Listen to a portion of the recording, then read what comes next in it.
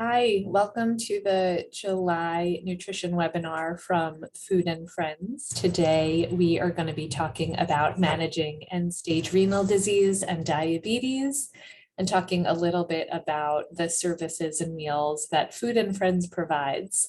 I'm going to start off by introducing myself. I am Becca, one of the dietitians here at Food and Friends, and I wanted to show you guys our website, where you can find information about our delivery services and also the menus and information on how to contact us, the dietitians. So we're at foodandfriends.org. There's a current client webpage. And if you scroll through this webpage, you can see our contact information. All clients at Food and Friends have a dietitian to speak with. We also have our menus here and reheating instructions for the home delivered meals. The reheat instructions are here, and you can scroll through and see a little bit more information about the difference between the home delivered meals and groceries to go. So with that, I will go ahead and change over to our slides where we're going to talk about end-stage renal disease and diabetes.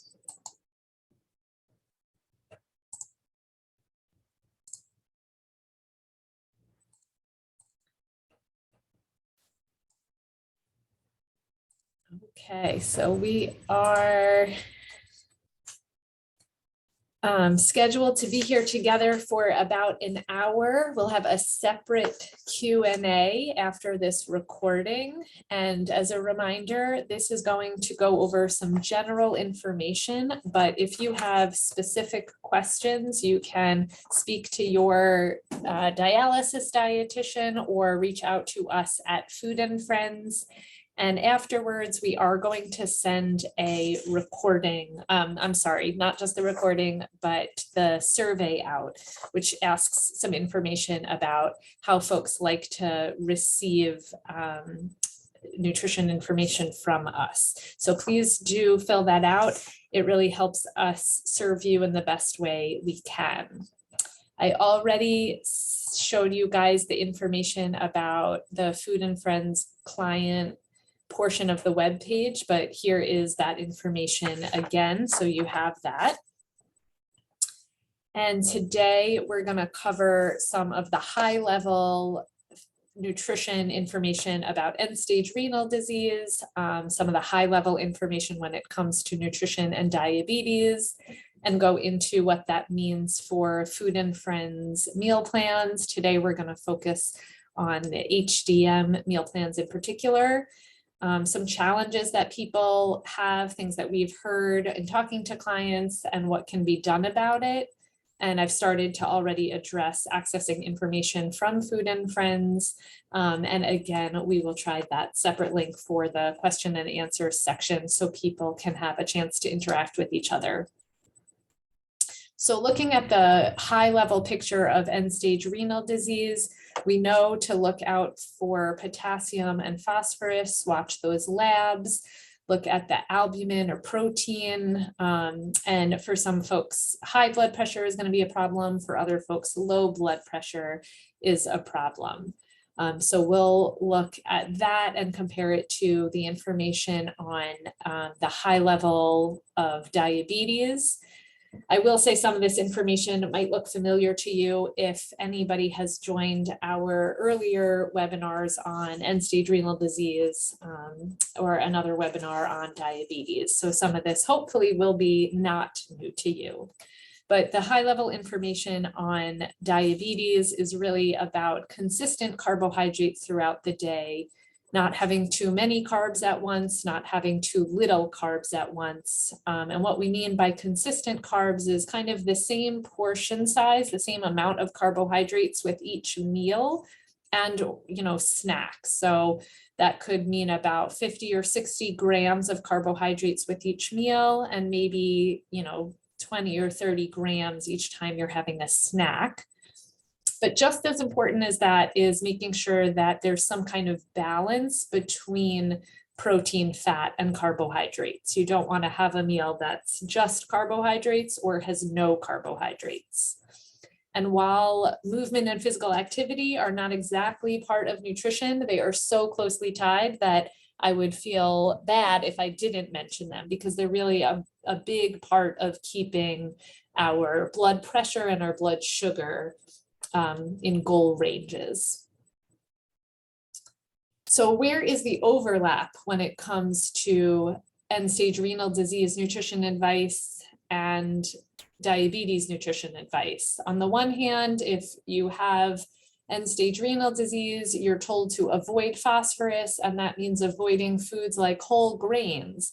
But if you have diabetes, you're told to eat whole grains because they're high in fiber, there's some heart healthy fat in those grains, there's a little bit of protein, and ultimately that balance in one bite is good for blood sugar control.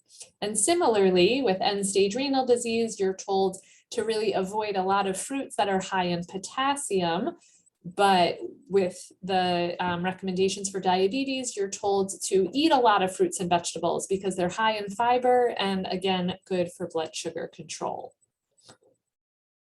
But ultimately, we've heard a lot of feedback about how that is changing, in particular for end-stage renal disease. There's a lot more information about how things really are not one size fits all, and also that phosphorus isn't one size fits all. So again, if you joined us for the end-stage renal disease webinar earlier this year, some of this will be a repeat or review for you.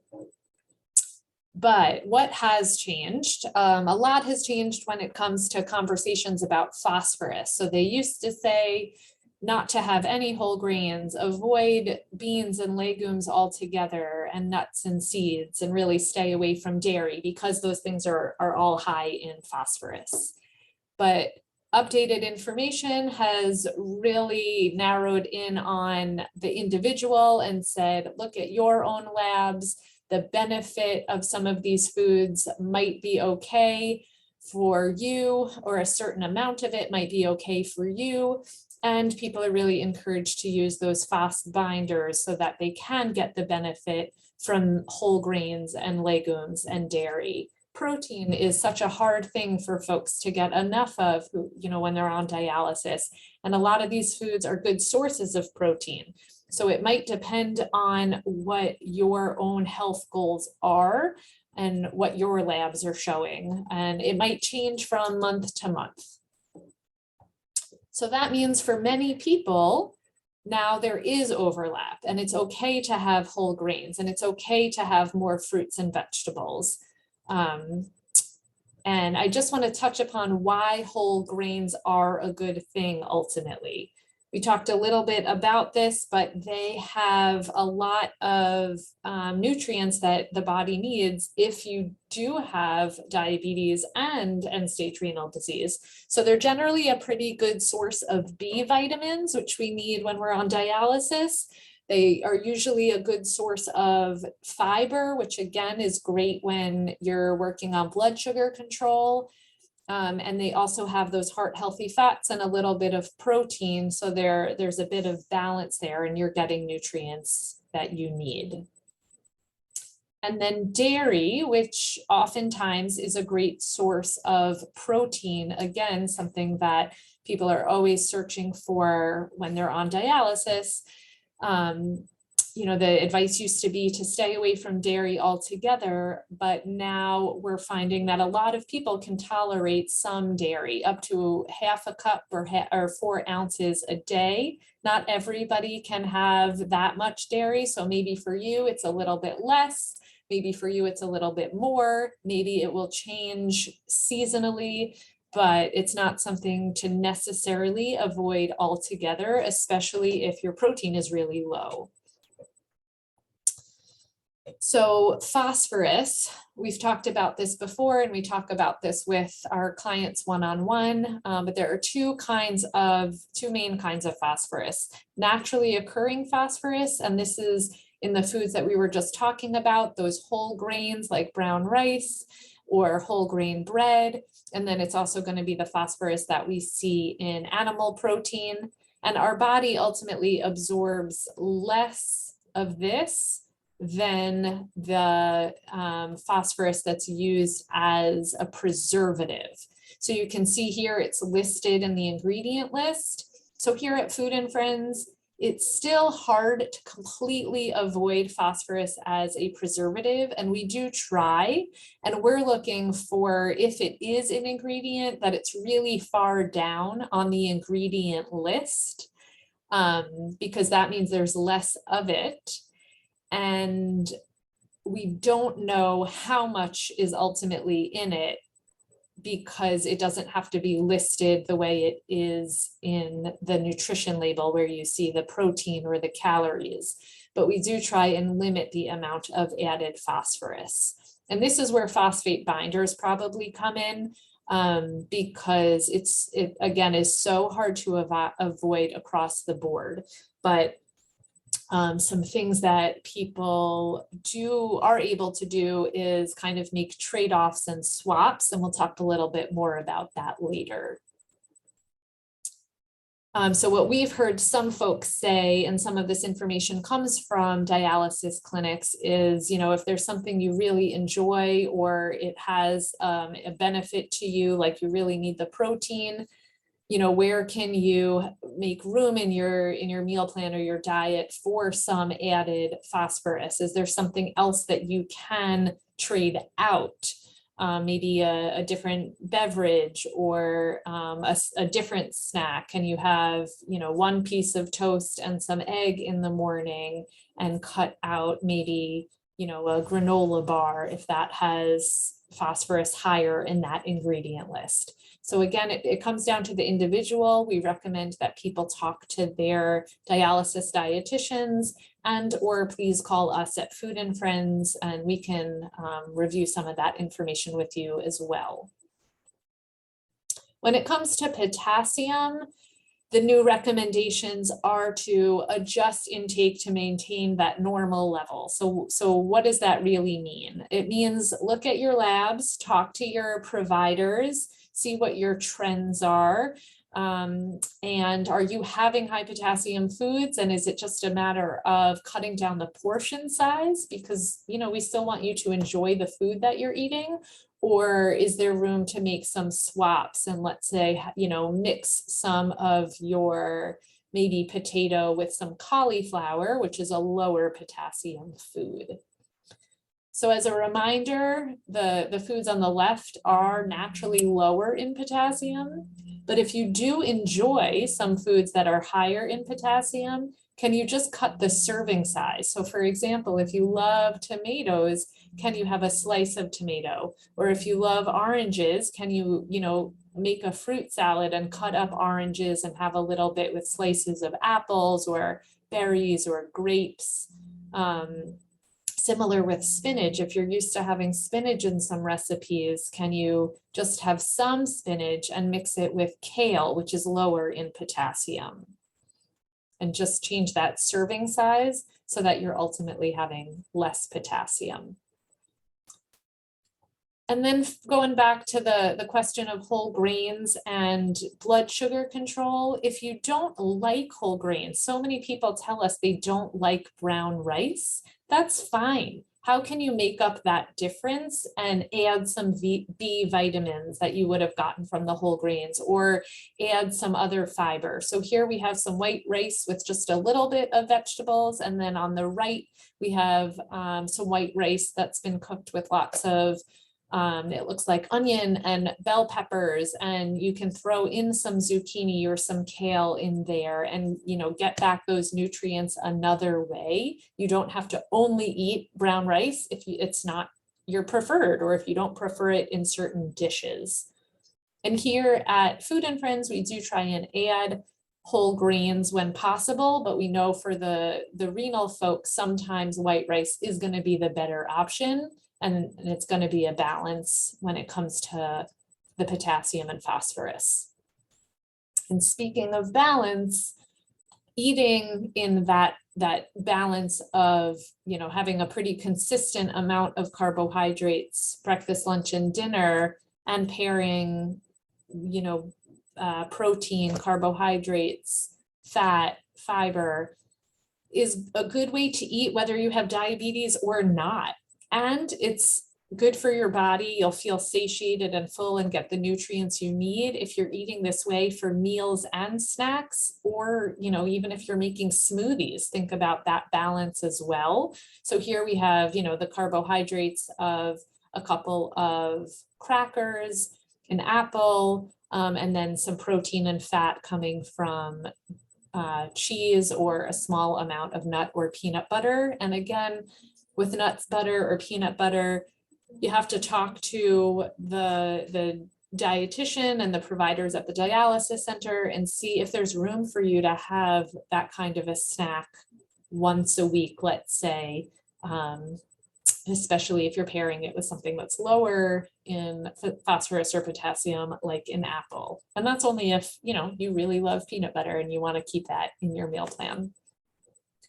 So when we talk about balance, we often use images like these plates to show, having more vegetables, a little bit of fruit, and then breaking up that other half of the plate with whole grains and healthy protein, or just, some starch and some healthy protein. And then I just wanted to show folks what that looks like with more of a real plate. So if we're thinking about, being a dialysis patient and making half our plates vegetables, the half a plate here might be kale, for example. This could be, white rice with a little bit of a tomato and bell pepper product, or it could be brown rice. And whatever protein of choice. So here's just an example of what that might look like in a real plate, not just a cartoon image. And when it comes to that balance and blood sugar control, I just want to take a moment and remind folks that there are so many things that can impact blood sugar. So if you're doing all the right things and you're making all these changes, there might be other things either that you can do or that, right now are out of your control. Stress and sleep, those are things that take time to manage.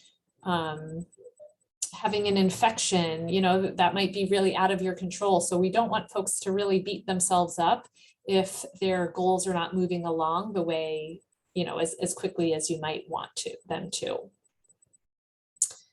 And it's also a reminder that you're not in this alone. Please reach out to us at Food and Friends to help understand maybe your labs, or help you identify what your healthcare goals are, and eat foods that fit into those goals. So if you don't share with your healthcare providers what your own goals are, then we might make assumptions like, oh, your A1C is over 8, so I guess your goal is to lower your blood sugar. But maybe your goal is to find a way to enjoy, your birthday cake while keeping your blood sugar under control. Or maybe your goal is more about, getting your blood pressure under control, and doing that might also help your blood sugar. But, if the focus for you is something, then it is for us, what we see on paper, just a reminder that we're all here to help you reach those goals and live a better life. I see our work at Food and Friends as helping our clients live an improved quality of life through the lens of food and nutrition. So first comes that improved quality of life. And then when it comes to our meal plans here at Food and Friends, we really aim for about 50 or 60 grams of carbohydrates per meal across the board. So whether you're on a diabetic friendly meal plan with us, or you're on the renal meal plan, the carbohydrate portions are pretty similar. And if you notice, we create these meals to have that balance where there's, the vegetables on the side and some protein and starch in the larger portion. And we've heard some clients tell us that they've had success even rinsing out the trays and using them again to help them portion other meals that they might be eating. And I think that's a great tool. You can keep these for as long as you need them and create balanced meals that way. And when it comes to whether it makes sense to stay on a renal meal plan or go with a diabetic meal plan, talk to us about how your labs are going, have your, dialysis dietitian talk to us if that's easier. And we can change you from one meal plan to another. Our regular no restriction meal plan is low sodium at baseline. It is pretty carb controlled. So maybe you don't need all the restrictions that a dialysis meal plan has, or and maybe if that becomes a problem, we can then put you on it. So if you're on service for 9 months and your labs are changing, talk to us and we might be able to make some changes. Again, all of our meal plans are low in sodium at baseline. So if it's just a question of how to season those meals, we're here to help you with that as well. So how do you find this information again after this website? A reminder that our website has a client section with menus, reheating instructions. It has our contact information. Right now we have information about upcoming webinars, but we hope to have all of our webinars available for you guys to view on demand in the future. We're growing disease-specific information on the website. For referral providers, there are forms like the recertification form that's on the website. And we're open to feedback from the community about what you guys want to see on the website when it comes to food and nutrition information and improving the quality of your life. So reach out to us, let us know what you want to hear about. We're here. So we've sent the Zoom link out to folks who registered, and we can move over there to go ahead and have that interactive Q&A. Thanks for being here, folks. Take care.